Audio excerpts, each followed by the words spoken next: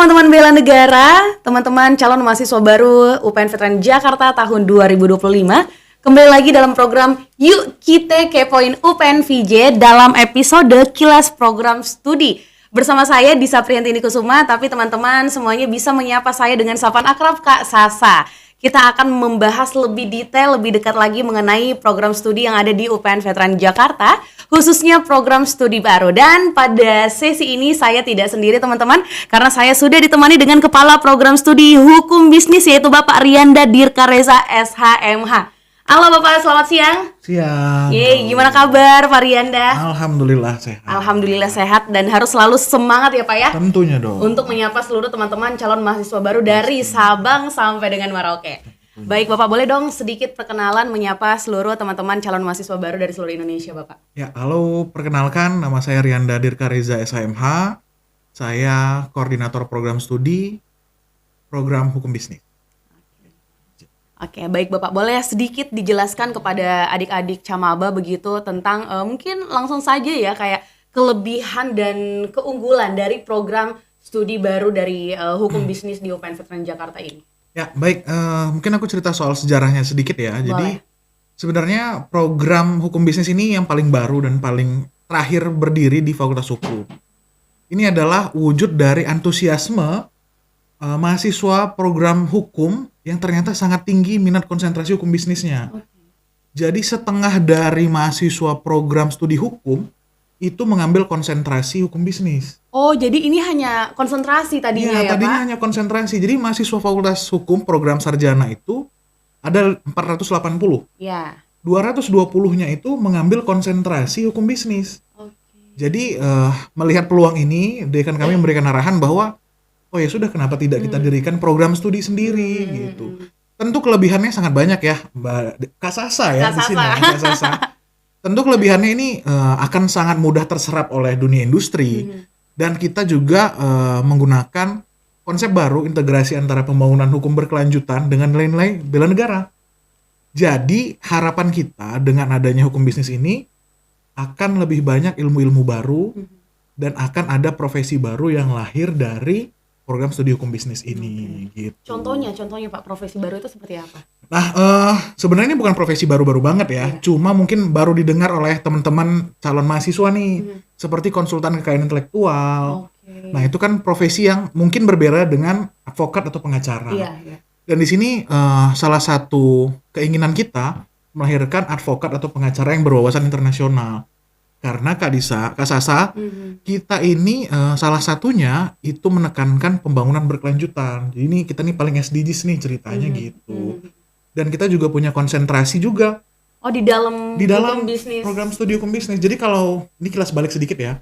Kalau program studi hukum itu punya hukum tata negara, hukum perdata, hukum pidana, hukum administrasi negara, hukum internasional, terus hukum bisnis. Nah, kalau di hukum bisnis kita punya prodi lagi, punya konsentrasi baru yaitu konsentrasi ke intelektual dan ada konsentrasi pembangunan hukum berkelanjutan. Jadi begitu. Jadi kita punya konsentrasi yang baru dan ilmunya sangat internasional dan berwawasan umum. Gitu. Karena memang sebenarnya melihat dari peminatan juga ya Bapak ya, yang banyak ya sehingga membuat program studi baru seperti itu.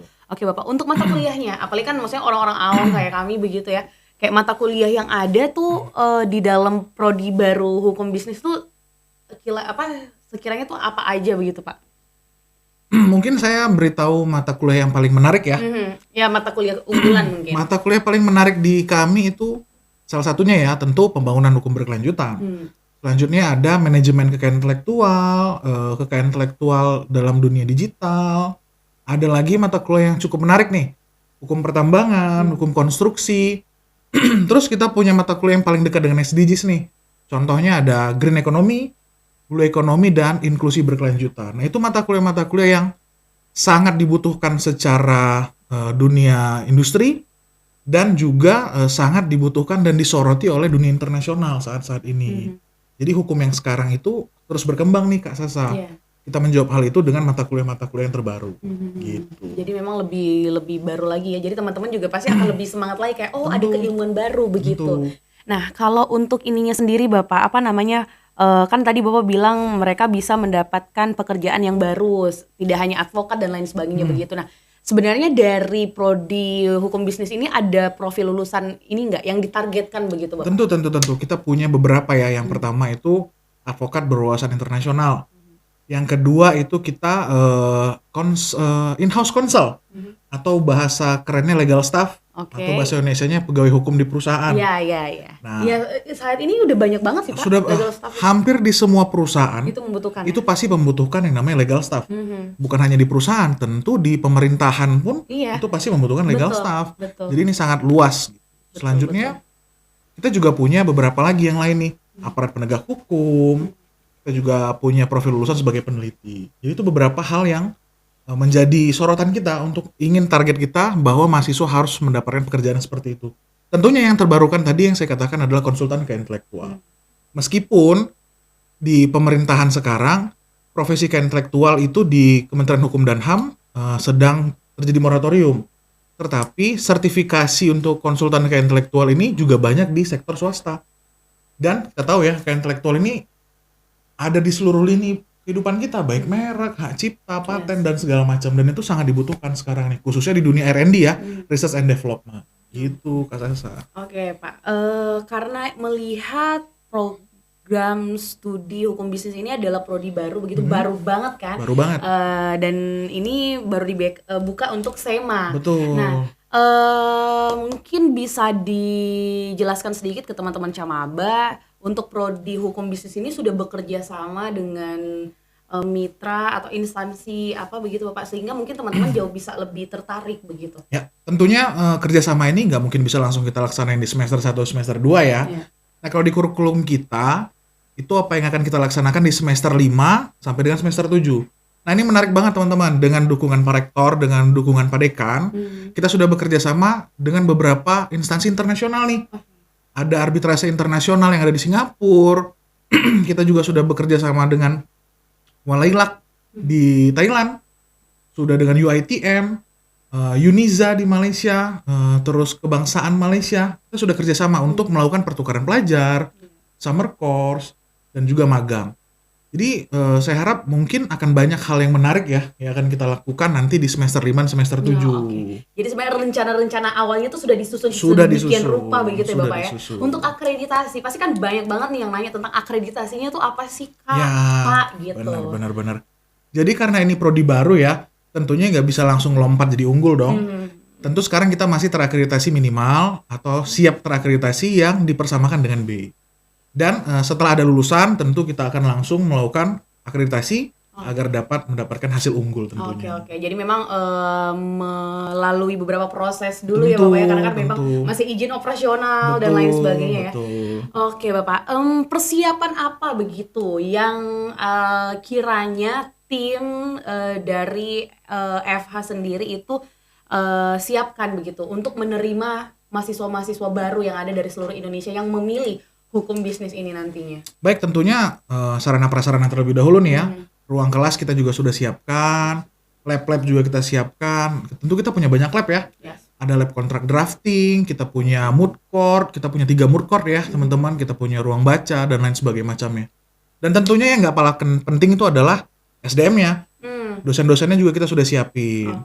Gitu, Kak Sasa. Dosen-dosen yang disiapkan itu kiranya kayak perlu nggak adik-adik tuh tahu kayak berapa jumlah dosen, terus kayak kualitas dosen yang Fakultas Hukum miliki itu seperti apa saja begitu Bapak, sehingga adik-adik tuh bisa memiliki gambaran. Soalnya beberapa waktu yang lalu kan kita ada program PMM kalau nggak salah ya Bapak ya, pertukaran mahasiswa merdeka begitu dari beberapa kampus. Nah, salah satu adik-adik mahasiswa dari beberapa kampus di luar UPN itu tuh sengaja pilih UPN masuk di FH Fakultas Hukum itu karena dosennya. Salah satu dosen yang mereka sangat senangi, sangat segani itu Prof Bambang Waluyo begitu. Jadi kayak apakah memang ada dosen yang sengaja ditugaskan untuk memang mengajar di prodi baru tersebut supaya maksudnya teman-teman tuh jauh lebih semangat begitu. Ya, tentu.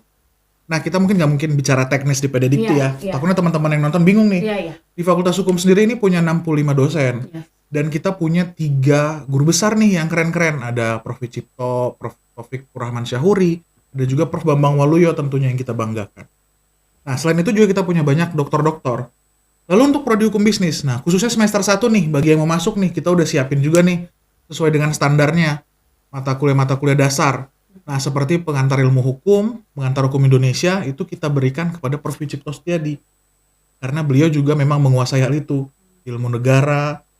Lalu ada etika profesi hukum. Nah, itu yang akan mengajar adalah Prof. Taufikur Rahman Syahuri. Tentunya itu sangat dikenal banyak orang ya, beliau mantan komisioner Komisi Yudisial. Tentu kita juga punya yang paling kita banggakan itu ada Ibu Dr. Diani. Beliau itu adalah salah satu mantan petinggi di Bappenas, dan Bappenas itu juga merangkap sebagai Sustainable Development Goal Center, dan dia akan mengajar mata kuliah hukum pembangunan berkelanjutan. Jadi kita sudah siapkan pengajar-pengajar yang sesuai expert dengan bidangnya masing-masing. Dan tentunya saya juga pasti ngajar dong. Oh, ini nih sebenarnya yang ditunggu-tunggu. Pak Riana kan salah satu dosen favorit ya di Fakultas Hukum. Jadi memang dosen-dosen yang memang terjun khususnya di program studi baru ini bukan sembarang dosen, begitu ya Bapak ya. Betul. Jadi memang sudah memiliki keahlian di bidangnya masing-masing begitu. Ada lagi nggak Pak? Kayak misalkan keunggulan-keunggulan yang sekiranya adik-adik tuh harus ketahui sehingga mereka lebih tertarik lagi memilih prodi baru ini, khususnya di seleksi mandiri yang akan buka hari ini pukul 3 sore. Ya, 3 sore ini 3 sore ini. Waduh, sangat menarik sekali. Jadi teman-teman, hukum itu ada yang tidak bergerak dan ada hukum yang bergerak. Nah, kalau hukum-hukum yang tidak bergerak itu adalah hukum-hukum yang selalu mengikuti dengan hukum positifnya. Tapi hukum bisnis ini penuh dengan dinamika yang terus bergerak ke depannya. Nah, baik itu kapitalis atau liberalis dan lain sebagai macamnya, itu perlu dipelajari. Tentunya itu hanya ada di program hukum bisnis. Jadi kalau kalian mau bekerja di perusahaan, kalian mau bekerja sebagai profesional, tentunya hukum bisnis adalah pilihan kalian. Karena di sini banyak mata kuliah yang sangat menarik, seperti tadi yang sudah kita bahas, hukum pertambangan, kita punya hukum perizinan dan lain sebagainya macamnya. Tentu itu akan sangat membantu kalian nanti di dunia industri tentunya. Gitu. Kalau program studi hukum kan punya segmennya masing-masing. Kalau kita segmennya itu tentu langsung dunia industri, khususnya perusahaan swasta ataupun pemerintah yang berkecimpung dengan perdagangan. Gitu. Baik Bapak, mungkin sebelum kita closing begitu ya, ini nggak terasa juga hampir setengah jam ya Bapak, kita ngobrol-ngobrol dan sangat isinya tuh daging banget. Begitu ya, untuk teman-teman calon mahasiswa baru, khususnya untuk teman-teman yang memang nantinya berminat masuk di seleksi mandiri UPN Veteran Jakarta.